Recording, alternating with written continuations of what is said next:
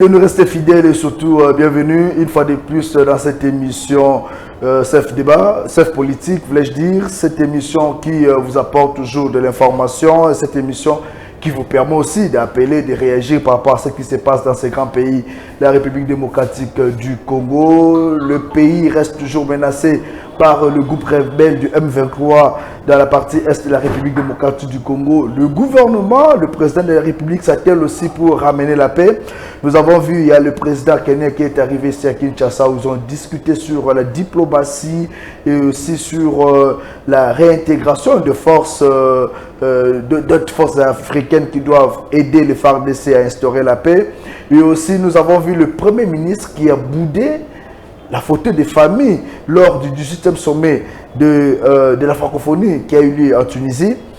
Est-ce que cette attitude-là ferait du bien par rapport à la diplomatie? C'était un bon message ou pas?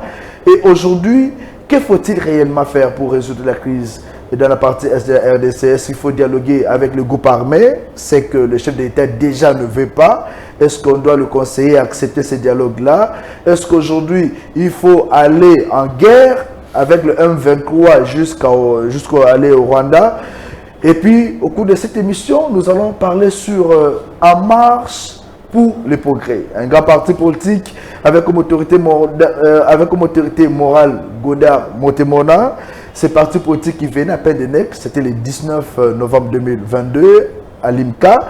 Nous allons parler au cours de cette émission avec notre invité, M. Yves Lokoka. Il est conseiller politique, conseiller en tout, je peux dire comme ça en tout, de ministre, vice-ministre du Mine Godard Montemona. Bienvenue à vous. Merci. Alors, dès l'entrée des jeux, M. Yves, je pense qu'aujourd'hui, il n'y aura pas de caresses. Nous allons aller à bâton rompu avec vous. Vous avez quand même suivi le discours du chef d'État Félix-Antoine Tshisekedi appelant à la cohésion et à l'unition de tous pour lutter contre les phares, disons les M23. C'est un message que vous avez soutenu avec Godard Montemona, avec votre parti politique En Marche, qu'on va parler d'un moment à l'autre là. Est-ce qu'aujourd'hui, on peut dire qu'il faut aller en guerre ou privilégier le dialogue avec le M23? Bon, d'abord, je réitère mes remerciements parce que dans la multitude des Congolais et des Quinois, aujourd'hui, vous avez estimé que je sois avec vous pour échanger à bâton rompu, comme tu viens de le dire là. Je ne peux que te dire merci. Alors, pour revenir à ta question, je ne sais pas si on peut se tutoyer. Il n'y a pas de problème, on est là. Pour revenir à ta question, je me dis, est-ce que vraiment le chef de l'État n'a pas dialogué avec les Rwandais? Durant tout son mandat, c'est tout ce qu'il fait. Il ne fait que dialoguer. Apparemment, de l'autre côté, ces gens-là font sourd d'oreille. Le langage du dialogue n'est pas le leur. Raison pour laquelle il faut leur donner le langage qui est de leur. Bon, je ne dis pas que je suis un vent-à-guerre, mais j'estime que pour le moment, la voie de la guerre vaut la peine. Ça, c'est un point de vue personnel. Vous pensez que la voie de la guerre serait mieux? Est-ce qu'aujourd'hui, avec tout ce que nous avons comme problème, il y a les problèmes d'embargo de l'ONU qui pèsent sur la République démocratique du Congo, aller en guerre, serons-nous en mesure de gagner la guerre en question? Bon, moi j'estime que le Rwanda ne peut pas faire face à la République démocratique du Congo. Par rapport à quoi? Par rapport à la grandeur ou par rapport aux hommes qui constituent ce pays-là? Entre autres, la grandeur du pays, mais je vais aller encore plus loin. Vous savez, parce que jusque-là, nous sommes galants, nous sommes un peuple, je ne dirais pas passif, mais nous sommes en train d'observer. Mais le jour où nous allons nous lever pour entrer au Rwanda, main nue, je vous dis que le Rwanda sera annexé à la République démocratique du Congo comme 27e province. Main nue, je vous dis. Puisque le peuple est en train d'observer. Le moment viendra. D'ailleurs, ce moment est déjà arrivé. Le peuple commence de petit à petit à s'élever et le peuple va entrer au Rwanda. Main nue, j'insiste. On va capturer le président rwandais et on lui fera ce qu'il veut qu'on fasse de lui. Mais cependant, aujourd'hui, sur le plan d'armée, on n'a pas d'armes, on n'a pas de moyens suffisants pour gagner la guerre aujourd'hui à l'est de la République, mais vous pensez qu'on est capable de le faire main nue. est-ce qu'on ne peut pas dire que la République démocratique du Congo est infiltrée par le Rwandais? Ce n'est qu'un secret de polichinelle. Nous sommes infiltrés, c'est connu. Mais ce n'est pas non plus une fatalité. Donc l'essentiel est que le pays maintenant est conscient que l'armée, la diplomatie et tous les services sont infiltrés. Le pays est conscient de ça, l'État en est conscient. Nous sommes en train d'extirper tout ce qui est infiltration et puis nous y arriverons d'ici là pour remettre à notre armée son blason qui est terni par cette infiltration. L'armée infiltrée, les services de renseignement infiltrés, ce n'était pas le cas avec Joseph Kabila Kabange. Est-ce pas l'échec du régime Tshisekedi sur le plan diplomatique? Déjà, nous avons vu cet échec-là. Le Rwanda est en train de dominer. Le Rwanda est soutenu et il soutient même le M23. Et aujourd'hui, ce sont les institutions et voire même les services de renseignement d'un grand pays comme la RDC qui sont infiltrés. Déjà, on peut dire que le régime Tshisekedi a échoué. Les élections de 2023 seront les bienvenues. Peut-être nous ne portons pas les mêmes lunettes. Les miennes nous montrent que le régime Tshisekedi n'a pas échoué. Par contre, je dirais que le régime est en train de faire de grands pas sur le plan diplomatique, sur le plan militaire et sur les autres plans.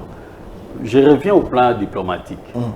Contrairement à ce que j'attends à gauche et à droite, vous avez vu la diplomatie du chef de l'État, comment elle est agissante. Non seulement elle est agissante, le chef de l'État a pris tout son temps d'abord pour remettre le Congo au diapason des autres pays africains parce qu'on était tombé un peu trop bas. Maintenant que le pays est à ces diapasons-là, il fallait maintenant parler avec ceux qui tirent les ficelles. On les connaît. Et le chef de l'État a pris tout son temps et ce temps maintenant commence à payer.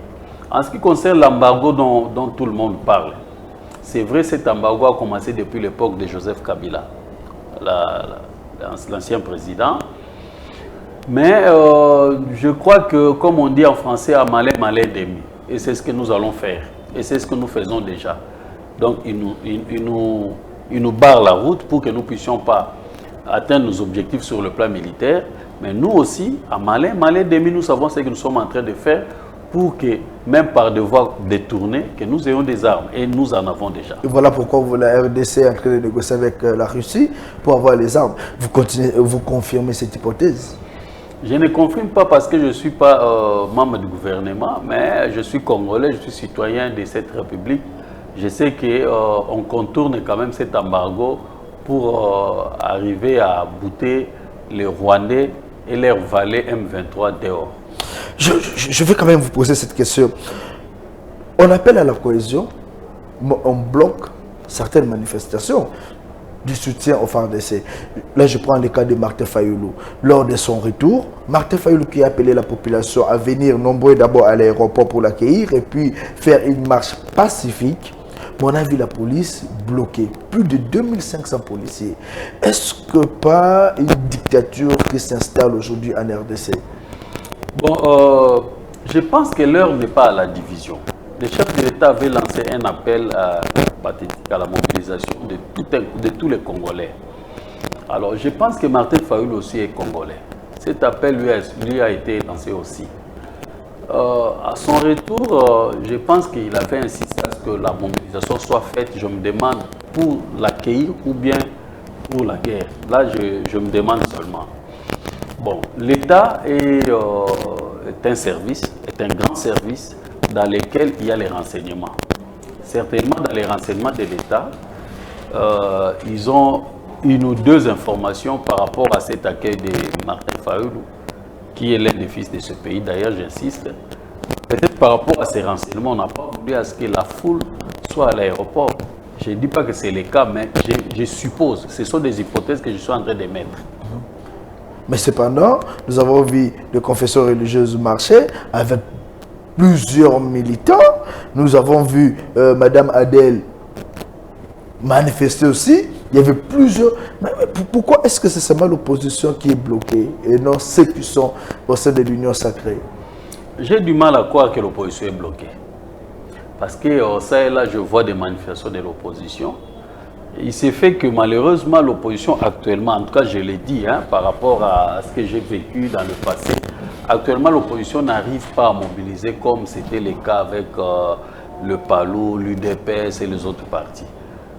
Le problème, c'est au niveau de l'opposition, pas au niveau du gouvernement. Le problème, c'est au niveau de l'opposition n'arrive pas à mobiliser. C'est ça le vrai problème.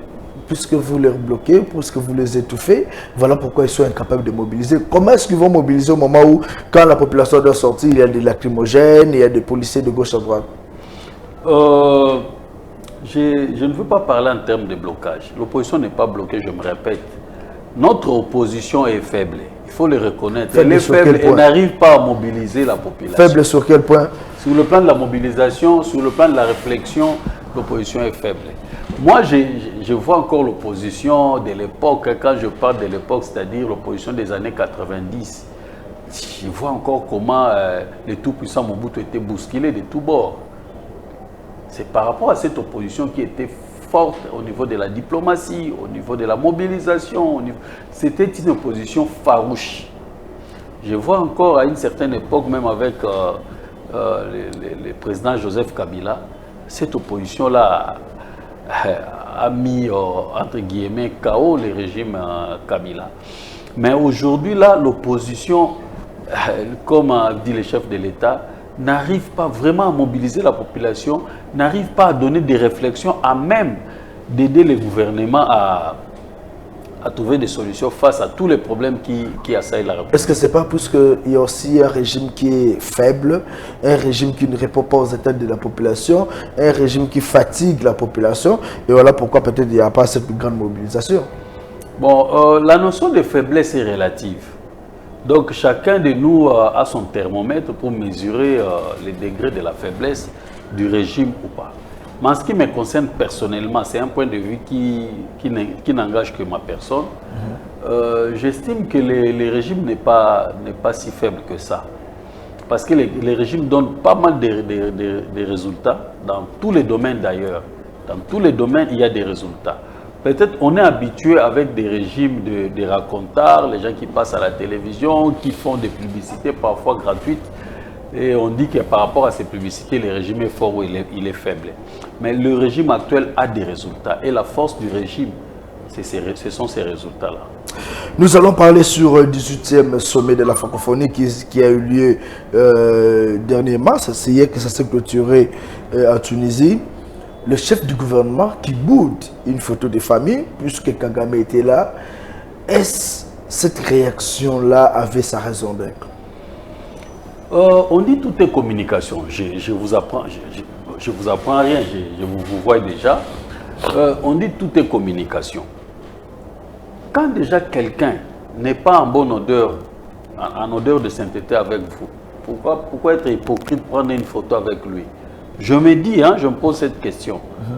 Puisque quand on salue quelqu'un, on lui dit indirectement qu'on est en paix avec lui. Les Juifs disent par exemple shalom, qui signifie paix. Alors quand on dit bonjour à quelqu'un, quand on prend une photo avec quelqu'un, ça dit on est en paix avec lui. Sommes-nous en paix avec le Rwanda? Il ne faut pas être hypocrite. Et le chef du gouvernement n'était pas hypocrite. Moi, je l'encourage et qu'il aille encore davantage dans cette façon de voir les choses, dans cette approche. Est-ce que quand on voit encore aujourd'hui, il y a eu des accords, on a condamné le Rwanda, est-ce qu'on doit encore attendre les condamnations aujourd'hui ou on a plus besoin de la réaction? Bon, la condamnation quand même vaut son pesant d'or, parce que quand déjà on condamne un État, on l'affaiblit aussi sur le plan ne serait-ce que psychologique, on l'affaiblit. Mais au-delà de la condamnation, il faut agir. Et cet agissement ne doit pas provenir que de l'étranger. Nous devons ici, dans ce pays, comprendre qu'on ne va pas nous développer. Nous allons nous développer nous-mêmes. Alors, ces développements ne doivent pas toujours tendre la main à l'étranger pour qu'on arrive au bon port. Nous devons nous lever nous-mêmes d'abord à l'interne ici pour résoudre les problèmes qui sont les nôtres. Si on continue toujours à tendre la main à l'étranger, bon, on risque de dépendre de leur bonne foi, qui, à mon humble avis, n'existe pas, cette bonne foi. Le président du Kenya, Kinshasa, vous avez quand même lu le communiqué final. Aujourd'hui, le gouvernement attend mettre les moyens pour soutenir et les forces kenyans qui sont arrivées et l'armée pour bouter dehors les M23. Et on annonce même les retraits de M23 de certaines positions, malgré qu'il y a encore, ils sont encore en train de se battre à Kibunda. Est-ce que la diplomatie de Félix Tshisekedi est agissante, comme certains le disent, entre vous? Est-ce qu'aujourd'hui, Félix Tshisekedi ne devait pas peut-être nier, ou pas nier, disons, refuser toutes sortes de concertations au sujet de la guerre, d'agir seul, comme un pays indépendant? Bon, je ne sais pas exactement qu'est-ce qui trame dans les sillages du pouvoir, du gouvernement, mais néanmoins, ce que je sais, des concertations, des dialogues ont toujours eu lieu. Mais ça ne donne pas de résultats. Vous êtes journaliste, descendez sur le terrain avec votre micro-trottoir, vous allez entendre le peuple, il va s'exprimer. La position du peuple est claire. Il faut aller au Rwanda, attaquer les Rwandais. Enfin, les Rwandais sont, à mon humble avis, les Rwandais sont innocents. Le peuple rwandais n'est pas un peuple belliqueux. Je m'assume dans mes propos. Le peuple rwandais n'est pas un peuple... C'est Kagame et son pouvoir. Donc aujourd'hui, vous voulez qu'on s'attaque beaucoup plus au régime Kagame? Au régime Kagame. S'il faut même les ôter du pouvoir et mettre quelqu'un, même un Congolais, parce qu'eux aussi, ils ont l'habitude de nous infiltrer. On prend un Congolais, même moi, on peut me prendre, on me met là-bas comme chef de l'État. La RDC n'a jamais été dirigée par un Rwandais, c'est que je sache. Je n'ai pas dit ça. Vous avez dit qu'ils nous ont infiltrés. On nous infiltre. Je n'ai pas dit que la RDC a été dirigée par un Rwandais. J'ai dit on nous a infiltrés dans les services, dans l'armée. Et vous souhaitez aujourd'hui qu'un Congolais puisse diriger le Rwanda? Moi, par exemple, je suis disponible et je suis prêt à diriger le Rwanda. Le Rwanda, oui. Vous pouvez diriger le Rwanda pour... Je vais les diriger, je prends ces richesses, je les amène en République démocratique du Congo. Mais là, c'est la dictature. Non, ce n'est pas la dictature. Je dirige le Rwanda par procuration. C'est-à-dire, il y a un régime sanguinaire qui est en train d'écumer l'Est de notre pays, avec l'aide des Occidentaux, d'une communauté internationale qui n'existe que de nom. Moi, je ne connais même pas là où habite la communauté internationale. Si la communauté internationale, c'est un homme ou c'est une femme, c'est un animal ou c'est un humain, je ne sais pas trop. Mais ce qui est vrai, il y a des multinationales qui sont derrière le Rwanda pour écumer l'Est de notre pays, afin de tirer profit de nos richesses. Alors, nous, s'il arrivait aujourd'hui là, que nous optons pour l'option militaire et qu'on arrivait à entrer au Rwanda, l'objectif serait de prendre le président Kagame et son régime. Le remplacer par moi. Donc vous êtes prêt aujourd'hui? Je suis prêt à diriger le Rwanda. Donc c'est un message que vous lancez à l'armée? Je lance un message aux Rwandais que ne vous en faites pas, le président qui est là n'est pas le vôtre parce qu'il ne vous sert pas. Moi je viendrai pour vous servir, mais je commencerai par récupérer toutes les richesses que vous avez volées dans votre pays. Je vais les ramener chez moi, dans mon pays, et puis les restes je verrai par la suite.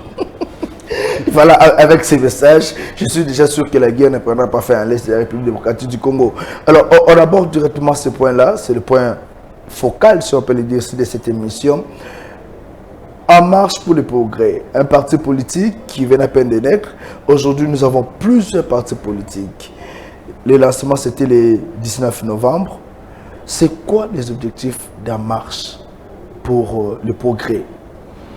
En marche pour le progrès, en fait, j'ai l'habitude de dire que ce n'est pas un parti de trop en République démocratique du Congo. Il n'est pas non plus un parti de plus. C'est un autre parti. Un parti de trop. Aujourd'hui, on a plus de 1000 Je vais m'expliquer. Allons-y. D'abord, de par son nom, vous allez vous rendre compte que ce n'est pas du copier-coller. Il y a des partis qui s'appellent Ensemble pour... Des partis qui s'appellent Union, Parti 2... Mais nous, c'est En marche. Les gens qui se disent union, peut-être ils sont divisés. Ensemble, peut-être ils ne sont pas ensemble. Démocratie, peut-être là-dedans, il y a la dictature. Mais nous, c'est En marche. Donc nous nous tenons pour marcher. Nous ne faisons pas du surplace. On est dynamique, on regarde vers l'avant et puis on avance. Ça, c'est de par le nom du parti. Alors, sur le plan des objectifs... Vous marchez avec les gens, vous vous tenez comme ça. On se tient et puis on marche. Vous marchez. Voilà. Une personne on peut ne vous se lâcher. regarde pas, mais tous, on regarde sur la même... Mais une autre personne peut aussi abandonner son voisin et voilà. Bon, comme on dit en politique au Congo ici, si vous n'avez pas la même philosophie, même la Bible le dit, si deux personnes ne s'attendent pas, ils doivent se séparer. Alors si vous vous tenez pour marcher, tous, regard orienté vers devant, vous le faites. Si l'un de vous estime que cette marche est longue et périlleuse, il peut abandonner en cours de route, mais vous continuez votre marche. Voilà. Et là, c'était sur le plan du forme ou le nom. Ça, c'est sur le plan de la dénomination, mais sur le plan des objectifs. D'abord, nous avons les objectifs à caractère général et puis nous avons des objectifs à caractère spécifique. À caractère général, c'est comme tous les partis politiques. Là, au moins, je peux dire qu'on est comme tout le monde. La conquête du pouvoir. C'est la conquête du pouvoir. Vous êtes déjà dans le pouvoir. Nous sommes comme Jésus-Christ, c'est-à-dire sans mari, mais mari, je ne parle pas mari des femmes avec et à la fin, mari Mobali. Donc, sans mari, mais Marie est tombée enceinte. Je ne sais pas si vous avez compris. Expliquez-nous un peu. Donc, sans mari, mais Marie est tombée enceinte. Voilà, c'est-à-dire Marie n'est pas sortie avec un homme, mais il y avait quand même un bébé dans son ventre. Et ce bébé-là a sauvé le monde. Et les MP, c'est un peu pareil. C'est pour dire, les MP est né, vous n'avez pas le pouvoir, mais vous avez quand même un parti politique. Exactement, vous avez compris. Mais vous êtes dans le pouvoir, vous êtes avec Félix Tshisekedi. Nous sommes avec Félix Tshisekedi parce que d'abord, on est des mêmes obédiences, on est des partis de gauche. Deuxièmement, on est de l'idéologie social-démocratie. Troisièmement, on est dans l'union sacrée. Donc nous sommes nés déjà dans le ventre de Marie. Là, c'est l'objectif général. Et c'est quoi les objectifs spécifiques Les objectifs spécifiques sont de 3 ordres. Premièrement, nous allons tout faire pour remettre les jeunes à leur place. Est-ce que les jeunes n'ont pas leur place aujourd'hui? Non. Vous allez vous rendre compte que depuis l'indépendance, on a toujours des slogans du genre « Le Congo de demain, c'est la jeunesse ». Alors je me dis, le Congo d'aujourd'hui, c'est qui? Le Congo d'aujourd'hui, c'est la jeunesse. Ce n'est pas le Congo de demain. Puisque cette jeunesse-là, demain, sera une jeunesse vieillie. C'est pendant que le fer est chaud qu'il faut le battre. Il faut compter sur la jeunesse. Et nous allons travailler pour cette jeunesse-là. Ça, c'est notre spécificité. Deuxièmement... Non, restons d'abord sur ça. Oui. Vous parlez de la jeunesse de demain. Quelle est la place qu'occupe cette jeunesse-là au sein de votre parti politique? Et est-ce pas un message démagogique? Puisqu'on a déjà entendu, nous devons aider les jeunes. Mais en fait, quand il y a des nominations, ce ne sont pas ces jeunes-là qui sont considérés. Est-ce pas un message démagogique de votre part? C'est pourquoi nous voulons faire la différence. Nous avons toujours des bonnes idées, mais on n'arrive pas à les mettre en œuvre. Parce que les idées restent au niveau de l'écoute des gens. Mais quand ils sont dans la sphère des décisions, en tout cas, ils prennent nos idées, ils les mettent à côté. Nous voulons que là où on prend des décisions, que nous y soyons aussi pour que nos idées prennent place. Déjà, notre autorité morale, son Excellence Godard Motemona, déjà à travers sa structure, sa fondation, la fondation qui porte son nom, il a prouvé qu'il aime trop la jeunesse. Il a donné de l'emploi à la jeunesse. Il a aidé la jeunesse. Il a aidé les faibles, les vulnérables. Il veut prendre cet exemple-là d'humanisme, le ramener au niveau de l'État. C'est ça notre lutte. Et cette lutte doit commencer avec et pour la jeunesse. Donc aujourd'hui, vous voulez demander à cette jeunesse-là d'adhérer en marche pour le progrès, pour retrouver sa place et sa dignité au sein de la société. Je vous dis, tout jeune Congolais, qu'il comprenne que son parti politique c'est EMP, En marche pour le progrès. Ce n'est pas ailleurs. Ce n'est pas pour seulement chanter Godard Motemona et en fin de compte, vous êtes dans une oubliette. Demain, quand il y a des postes qu'on doit donner, on va nommer le fils de Godard, la fille de Godard, ou bien ses cousines, ses nièces. Et en fin de compte, vous êtes là que pour faire du folklore et c'est fini. Nous voulons vraiment, je me répète, nous voulons faire la différence. Je donne mon exemple personnel. Moi, je ne suis pas frère à son excellence Godard Montemona. Je ne suis pas le jeune frère d'un de ses amis. Il m'a connu comme ça, membre de sa fondation, il m'a découvert, et puis il dit, ah, ces garçons méritent. Il m'a donné la place que j'occupe aujourd'hui. Je pense que cette place n'est pas mauvaise que les gens peuvent imaginer. J'arrive à élever mes enfants. À subvenir aux besoins. Je ne suis pas riche, je ne suis pas pauvre non plus, mais quand même mes petits besoins, j'arrive quand même à les subvenir. Donc, je pense que Godard Montemona n'était pas trop compte de sa famille. Parce que sa vraie famille, c'est la Fondation Godard Montemona. Maintenant, sa vraie famille, c'est En Marche pour le Progrès. Deuxième point, là c'était le premier point où on a... J'ai parlé de la jeunesse comme notre objectif spécifique. La deuxième objectif préoccupation, notre deuxième objectif, c'est la femme. Qu'est-ce que la femme a fait? Nous avons fait un constat. Que la femme, partout où on la place plutôt, elle arrive toujours à bien gérer. Bon, il y a des cas exceptionnels, il y a des femmes qui font des extravagances, tout ça, ça arrive quand même. Mais pour la plupart des cas, la femme gère bien. Il faut compter sur la femme. Et nous allons travailler pour que les femmes obtiennent leur place dans ce pays. On parle souvent de la parité, mais apparemment les gens ne sont pas genrés. Les gens n'arrivent pas à donner la place à la femme. Il y a toujours des arguments du genre, non, les femmes ne se donnent pas la politique. C'est la raison pour laquelle nous sommes contents de la loi électorale qui impose à ce que le parti politique qui aligne 50% des femmes sur leur liste électorale ne paieront pas. C'est juste pour encourager à ce que les femmes accèdent au pouvoir. Et aujourd'hui, vous voulez aussi aider la femme à aller de l'avant. En quelque sorte, vous soutenez l'émancipation de la femme. Je n'aimerais pas parler en termes d'émancipation. C'est comme si les femmes étaient des sous-hommes et puis on est en train de tout faire pour les émanciper. On veut seulement leur donner... Elles ont une place et on veut leur donner cette place-là. C'est leur place. La femme a une place. Regardez, nous sommes dans nos maisons, nous vivons avec des femmes. Ce que les femmes font à la maison, on croit que nous, les hommes, nous sommes plus forts que les femmes. Mais si je te dis seulement, tu prends 2 jours, tu fais ce que ta femme fait chaque jour. Toi, tu le fais pendant 2 jours. Tu vas te rendre compte que la femme est plus forte que toi. Tu te lèves le matin, tu t'occupes des enfants, tu t'occupes de la nourriture de la maison, tu vas au marché, tu fais... Donc, tu vois, la femme fait pratiquement tous les travaux ménagers que l'homme ne peut pas faire pendant 30 minutes. Après avoir s'occupé des enfants, il s'occupe de son mari. Après avoir s'occupé de son mari, il s'occupe de sa maison. Après avoir s'occupé de sa maison, elle s'occupe d'elle-même. Ainsi de suite. Mais l'homme est incapable de le faire. Je ne sais pas que je suis féministe, mais je dis ce que je suis en train de vivre. Nous allons promouvoir la femme parce que la femme est travailleuse. Parce que la femme peut apporter de la sienne, je ne sais pas si je peux m'exprimer ainsi, pour que ce pays aille de l'avant. Et nous allons tout faire pour que la femme occupe sa place. Sa place est là, au soleil. La femme doit être là, la jeunesse doit se retrouver.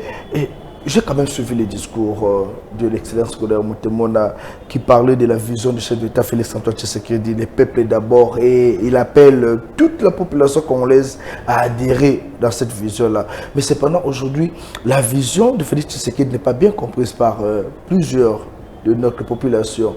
Est-ce que vous ne voyez pas que déjà dès l'entrée de jeu, votre parti politique risque d'être mal noté ou coté? Bon, y a, de temps en temps, il y a ce qu'on appelle le jeu d'essais-erreurs. Je pense que le chef de l'État a tenté de faire ces jeux, essais-erreurs. Il s'est rendu compte qu'il faut peut-être nettoyer sa cour, chose qu'il est en train de faire. Vous constatez tous ces temps, il est en train de nettoyer sa cour. C'est juste pour donner un peu d'espace à la bonté, à la bonne gouvernance, bref, au peuple d'abord. Je pense que si il arrive à cette fin, le peuple va retrouver sa place. Vous allez vous rendre que tous ces temps-ci, les gens commencent quand même à acheter au marché, les prix a baissé, les gens commencent quand même à acheter des vivres frais, des soins comme ça, à bas prix. C'est déjà un début du commencement. Est-ce que Félix Tshisekedi est en marche? Parce que je parle d'abord en marche. Serez-vous derrière Félix Tshisekedi en 2023? Ouais, il n'y a même pas à raisonner, à réfléchir 6 fois. Nous, Félix Tshisekedi est votre candidat nous allons soutenir le président Fachi Beton en 2023 et nous lui demandons de postuler parce qu'En Marche pour le Progrès va les soutenir et nous allons donner un mot d'ordre clair à nos membres que tous derrière Fachi Beton. Fachi Beton, vous avez la capacité de vous faire élire ou bien d'élire au moins 4, 5, 10 députés capables de faire une majorité en 2023. En Marche pour le Progrès n'a pas la capacité de faire élire 5, mais 30. Et nous allons le faire, c'est un défi que je lance. Vous pensez qu'En Marche est capable de donner à Félix Tshisekedi 30 députés au sein de l'hémicycle? Retenez la date d'aujourd'hui, nous allons revenir. Non, est-ce qu'il n'y aura pas corruption? Puisque Denis Kadima ne fait pas déjà de la corruption. Déjà à partir de demain, plusieurs nous seront à l'Assemblée nationale pour couvrir cette manifestation-là. Il va réunir les partis politiques. C'est parler de la transparence des élections. Avec tout ce qu'il y a comme transparence, il n'y aura pas de tricherie. Pensez-vous que vous serez capable de donner à Félix Tshisekedi 30 députés? Si vraiment c'est ça l'objectif de la CENI, je m'en réjouis. D'organiser de belles élections. Je m'en réjouis parce que cette fois-ci au moins, ceux qui auront gagné, ce sont ceux-là qui seront députés. Qu'est-ce qui vous rassure? Ce qui nous rassure, c'est que... Vous venez à peine de voir le jour, mais apparemment, vous êtes trop rassurant là. Vous dites que vous êtes trop rassuré. Vous vous dites que nous aurons 40 députés. Bon, nous sommes très assurés. Oui, oui, nous sommes très assurés parce que je venais de dire là, tantôt là que sans Marie, Marie avait un enfant. C'est-à-dire nous là, avant même de naître, avant même d'avoir notre agrément au niveau du ministère de l'Intérieur, on avait déjà une base. On avait déjà une base solide. Vous savez que le président Godard Montemona, je l'appelle président parce qu'il est président de Banakin, il est président de la fondation Godard Montemona. Il a une base énorme. Au-delà de ça, au sein des MP, il y a des leaders locaux et il y a des adhésions qui frisent de partout. Il y a des gens qui nous appellent. Je vais vous surprendre. Au moment où nous parlons, le parti vient à peine de faire sa sortie officielle. Il y a des appels qui viennent de Paris, de Bruxelles, de Hollande, d'Afrique du Sud. Les gens veulent entrer parce que notre discours est succulent. Nous voulons vraiment que... Nous ne voulons pas nous arrêter au niveau des discours parce qu'il y a trop de discours dans ces pays. Mais notre discours quand même convainc. Et comme ça convainc, les gens adhèrent au parti. Et avec ces gens-là, nous allons faire en sorte que notre discours soit concrétisé, que les actes soient posés pour rendre notre discours véridique. Vous savez, il y a plusieurs personnes qui ne veulent plus de la politique ou adhérer dans des partis politiques puisque le Kouta et le Kimingi, tribalisme et le Kimingi, Bapi Petia, Baron de Bachenyaka.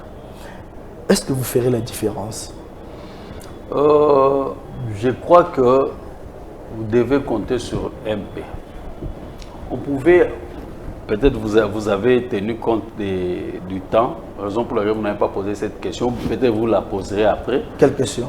J'aimerais seulement vous dire, nous avons créé ces partis parce que nous nous sommes dit que les partis ne respectent pas leur idéologie, leur projet de société, leur discours.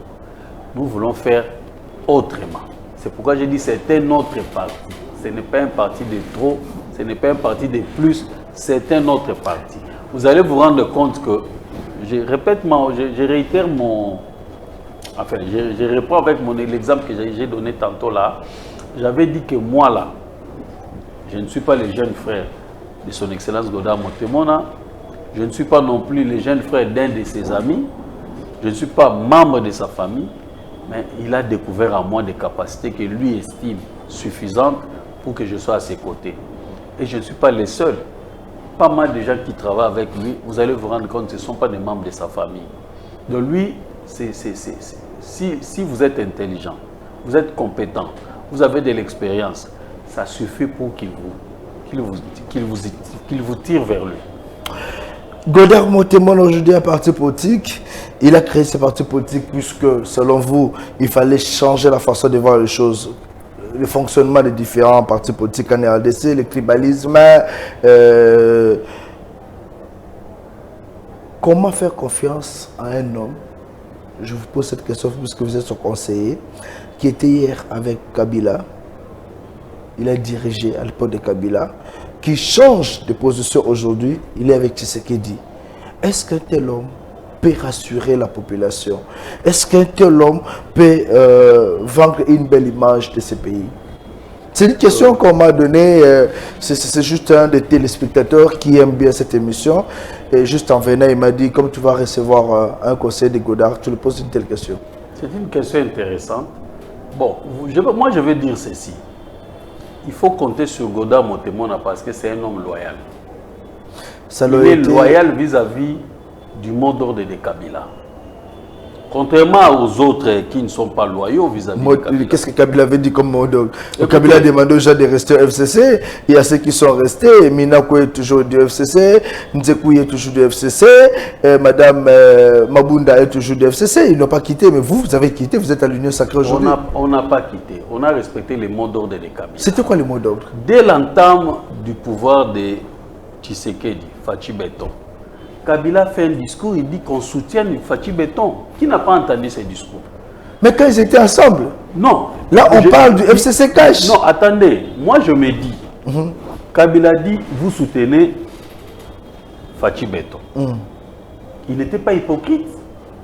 Il a dit qu'on soutient Fachi Beton. Et nous avons obtempéré, j'utilise ce verbe-là, nous avons obtempéré à son mot d'ordre. Nous avons soutenu Fachi Beton. Nous les soutenons maintenant et nous allons les soutenir davantage. Pourquoi? Parce que nous continuons à respecter ces mots d'ordre-là. Ceux qui ne respectent pas ces mots d'ordre-là sont déloyaux. Nous sommes déloyaux. Et puis, à un certain moment, les gens qui ne voulaient pas respecter les mots d'ordre de Kabila commençaient à travailler avec Fachi tout en étant un pied dedans, un pied dehors. Vous avez connu des épisodes du genre Yemei. Vous avez connu. Comment vous êtes dans un gouvernement où on vous dit de soutenir Fachi, mais vous vous comportez comme des opposants au sein du gouvernement? C'est pas possible. Raison pour laquelle le chef de l'État s'est dit, bon, ou je suis chef ou je ne le suis pas. Il a rompu avec cette alliance FCC Cash. Mais les mots d'ordre de Kabila, jusqu'au moment où je vous parle là, Kabila n'est plus passé ni à la presse, ni quoi que ce soit, ni il n'a pas tenu une réunion pour dire que je récupère mon mot d'ordre, donc n'en faites plus un ordre. Et si Kabila aujourd'hui disait, il n'y a plus à soutenir Félix Tshisekedi, on n'est plus en coalition, quelle serait votre position, puisque vous êtes loyal à Kabila? Bon, je ne dis pas qu'on est loyal comme des aveugles, je ne dis pas ça. Je dis nous sommes loyaux pas à Kabila, mais à son mot d'ordre. À son mot d'ordre. Voilà. Alors si aujourd'hui retirez ces mots-là, que ferez-vous? Bon, c'est trop tard parce que nous ne voulons pas travailler avec des gens qui sont qui cherchent le matin, ils disent A, le soir ils disent A prime. Non, on reste avec le mot. Le premier mot a toujours été les bons mots. On dit que ton oui soit oui, que ton non soit non. Ce qui vient après vient du diable, le père de mensonge. Jusqu'à preuve du contraire, je ne pense pas que Kabila c'est le père de mensonge. Il va maintenir son mot d'ordre, il ne va pas le changer. Donc, si vous êtes derrière Félix Tshisekedi, c'est puisque Kabila l'avait dit. Il avait dit. En 2023, si Kabila disait qu'il sera candidat, vous serez derrière Félix Tshisekedi ou Kabila? On sera derrière Félix Tshisekedi, c'est clair. C'est clair pourquoi? Parce que Kabila ne sera pas candidat. Kabila n'est pas un petit enfant. Kabila, devant le Congrès, lui-même, devant le Congrès, il dit, les gens se posent des questions me concernant. Mais mon sort est réglé par la Constitution. Il a dit lui-même devant le Congrès. Les gens veulent le pousser à la violation de la Constitution, je ne sais pas. Lui-même a dit que mon sort est scellé par la Constitution. Et son sort, c'est quoi? Tu fais 2 mandats, puis tu ne fais plus le 3e mandat. Raison pour laquelle, quand il a fait ses 2 mandats, il a fermé ses criquets, ses claques, il est parti. Maintenant, il y a un autre président de la République. S'il arrivait que le président de la République postulait en 2023, chose que je souhaite, il sera dans les bons parce que ça sera son 2e mandat, son dernier d'ailleurs. Mais Joseph Kabila ne peut pas revenir parce qu'il est sénateur à vie et puis il a fait 2 mandats. La fonction de sénateur à vie est incompatible avec celle du président de la République. J'attends des discours du genre, il peut démissionner. On ne démissionne pas, c'est à vie. Est-ce qu'ils connaissent ce que ça signifie à vie? C'est-à-dire, toute votre vie, vous êtes sénateur, il n'y a pas de démission, c'est une contrainte. Et un sénateur ne peut jamais être président de la République. Ou alors, vous démissionnez comme sénateur. Oh, lui, il ne peut pas démissionner parce que c'est ta vie. Toute sa vie, il est sénateur. Je suis désolé. Alors, je vous pose cette question parce qu'il y a plusieurs partis politiques qui ont vu le jour ici. Vous avez fait le plein à l'IMCA. C'était juste que dehors. Il y a un secret qui se passe. Ce n'est pas un secret puisque vous êtes de ce monde-là. On donne toujours des 5 000 francs, 10 000 francs, 20 000 francs pour que la population vienne. Pour que la population basse là-bas, Maboko. Mais chez vous, on a vu qu'ils étaient là. Il n'y a pas eu casse, bagarre à la fin. Est-ce qu'on peut dire qu'il y a eu une bonne mobilisation ou c'était pas un peu ça que vous avez un peu ça ou arrange, vous avez envoyé l'argent et les gens sont restés calmes? Ça étonne tout le monde. Ça étonne tout le monde que les gens soient venus à l'IMCA et qu'ils rentrent comme ça. Ça étonne tout le monde. Vous avez pris la politique de l'UDPS ou on ne donne pas l'argent? Non, nous ne sommes pas dans la politique de l'UDPS. Sinon, on serait membre de l'UDPS. Nous sommes dans notre propre politique. Nous avons convaincu la jeunesse, nous avons convaincu la femme que ce parti est le leur. Et ils ont accepté notre discours. Ils viennent en masse. Moi, je vois encore les jours où notre autorité morale nous avait dit non, vous voyez, l'IMCA, ce n'est pas si grand, il ne faut pas amener beaucoup de gens, il faut laisser les autres, il faut seulement 10 000 personnes. Je vois encore la fougue de tout ce monde qui dit niet. Nous allons venir, s'il faut qu'il y ait un embouteillage, on s'en fout, nous allons venir parce que c'est notre parti. Et vous avez vu les résultats. Sans argent. Je vous informe par exemple que moi j'ai pris ma voiture à partir de Limité, tout au long de... J'avais même eu honte. Pourquoi j'étais même à bord de la voiture? J'ai vu les gens venir à pied, c'est pas... Les gens venir après, à partir de Mombele jusqu'à Imka, à partir de Kingabo jusqu'à Imka, à partir de Matete, Imka. J'ai vu des gens comme des Koko Kabengele à partir de la Funa là-bas, il a mené la foule jusqu'à Imka. J'ai vu des gens comme des Dylan qui a amené des gens à partir de Kingabo jusqu'à Imka. J'ai vu, j'en ai vu moi-même. Je me dis, mais quel amour! Quel amour, si ces partis continuent comme ça, je crains pour entre guillemets, les grands partis. Est-ce qu'ils ne seront pas créés un jour? Ces jeunes-là qui sont très motivés à soutenir Godard Motemona ainsi que ces partis politiques en marche pour le progrès. C'est leur parti.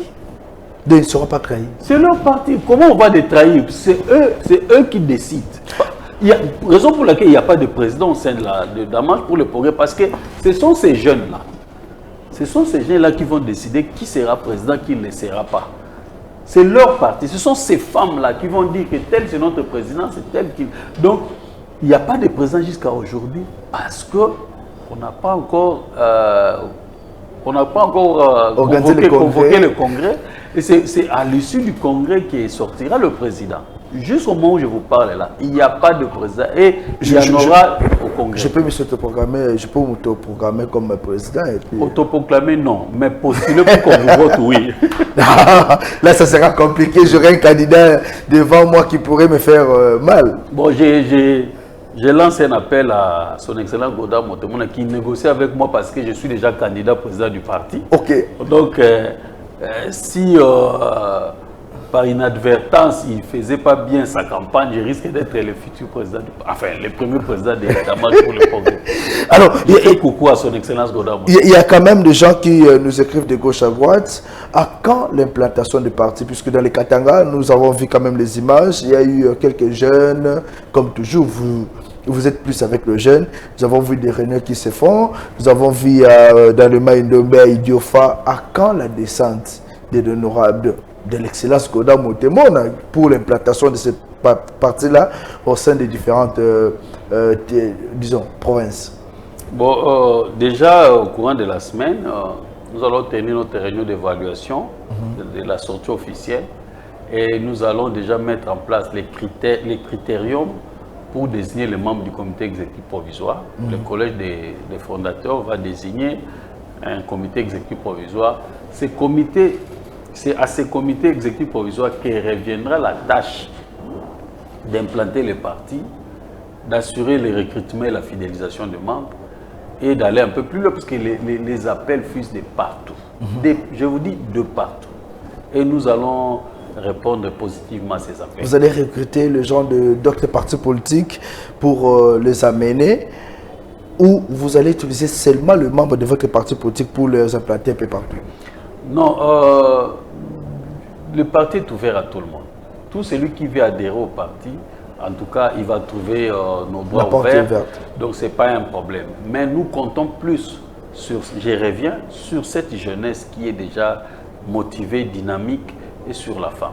Et ce sont ces femmes, ce sont ces jeunes qui vont implanter les partis, qui vont pousser les partis vers l'avant parce que le parti, c'est en marche. Et nous allons vraiment aller de l'avant. Un pas aujourd'hui, quelques pas demain et plusieurs pas pour toujours. En mars, se prépare pour les élections 2023. 2023 arrive. Vous aurez les candidats à tous les niveaux. C'est ça? Oui. Comment est-ce que vous vous préparez? Ça serait facile pour vous? Quel serait le mot d'ordre normalement que vous allez donner à vos militants? D'abord, la façon dont nous sommes en train de préparer, ou la façon dont nous allons nous préparer, en tout cas jusqu'au jour où on va programmer les résultats des scrutins, nous n'allons pas les divulguer à la radio et à la télévision parce que ça restera nos stratégies. Mais du moins, on se prépare en conséquence. Qu'est-ce qu'aujourd'hui, Godard Motemona, il inspire beaucoup de jeunes. Godard Motemona dirige Banakin. Est-ce pas un parti à Banakin? Même pas.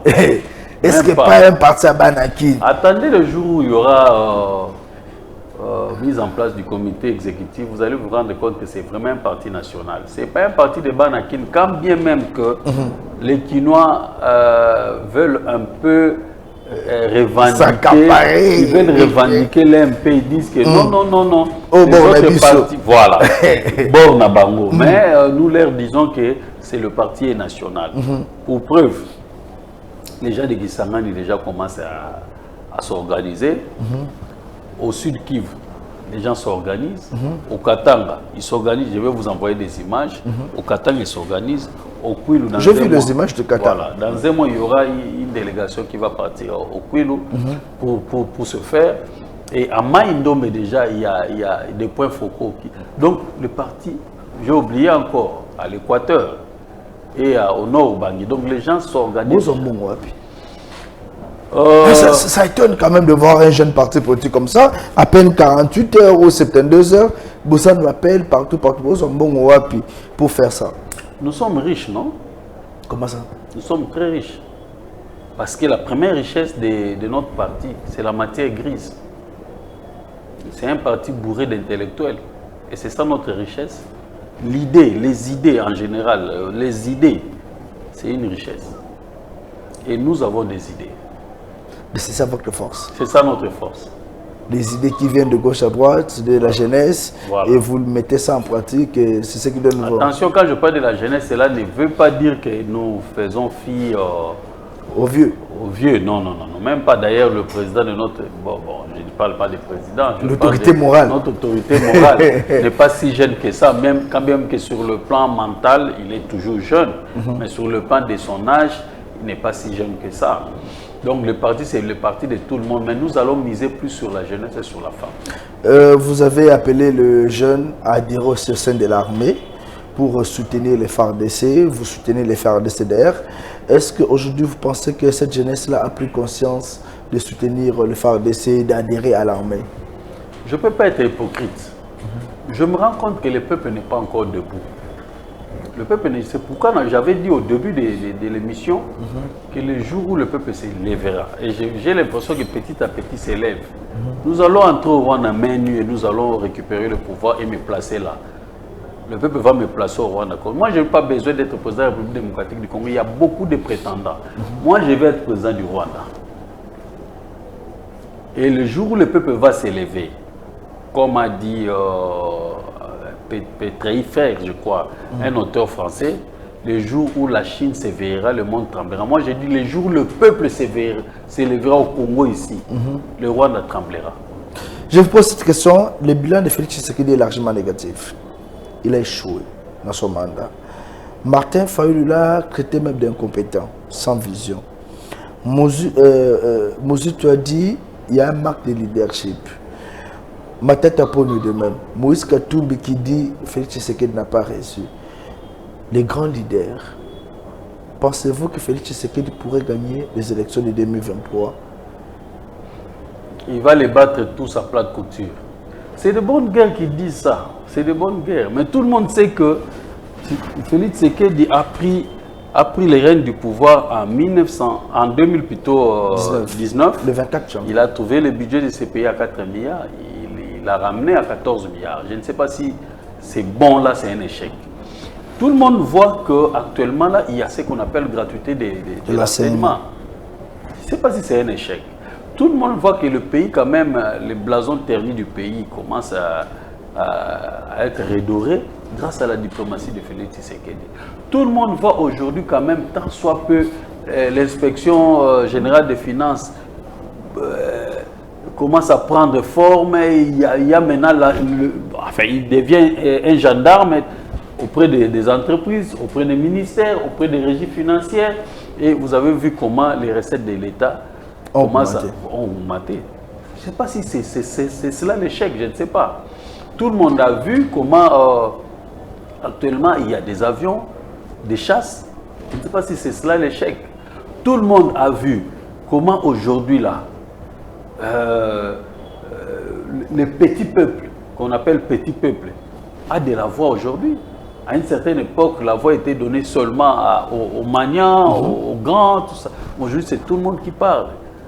La liberté d'expression. C'est vrai que, comme j'avais dit tantôt là, peut-être le président Félix Tshisekedi Fachi Béton, peut-être il jouait à ce qu'on appelle généralement essai-erreur, jeu d'essai-erreur. Maintenant, il s'est rendu compte avec qui composer. Il nettoie la cour et on voit des résultats. Et les résultats iront davantage de mieux en mieux.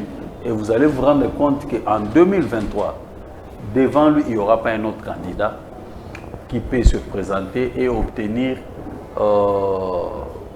enfin, je ne suis pas un prophète, hein, je suis pas un prophète, mais je me dis seulement, si Félix Tshisekedi a par exemple 70%, les seconds n'aura pas 30%. Sinon, il sera héros. S'il a 70%, les seconds pourraient avoir 5%.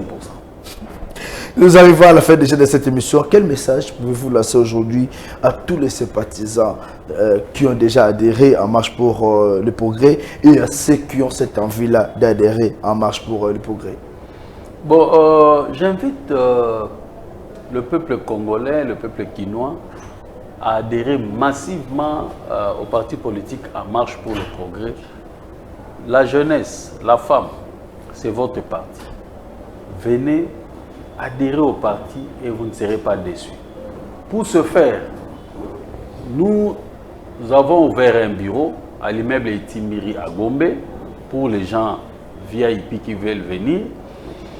Et nous allons ouvrir des espaces dans tous les districts de Kinshasa. Nous allons communiquer cela pour que les gens viennent adhérer. Puisque les gens nous appellent déjà et nous sommes en train de nous organiser quant à ceux.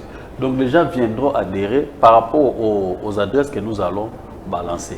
Et j'appelle tout le monde à comprendre qu'il y a plusieurs partis, mais il y a un seul parti, En Marche pour le Progrès. Merci beaucoup, M. Yves Lokoka. Et merci d'avoir répondu à notre invitation. Nous rappelons que vous êtes le conseiller du vice-ministre de Mines, Godard Motemona, et aussi un haut cadre au sein du parti politique En Marche pour le Progrès. Un grand merci à vous tous qui nous avez suivis. Cette émission, vous devez le suivre sur Congo France Télévision et aussi sur la chaîne YouTube Congo France Télévision 1. Vous ne serez pas déçus. C'est tout bon suite du programme. Et nous vous serons toujours fidèles, surtout être là pour vous servir au-dessus du programme.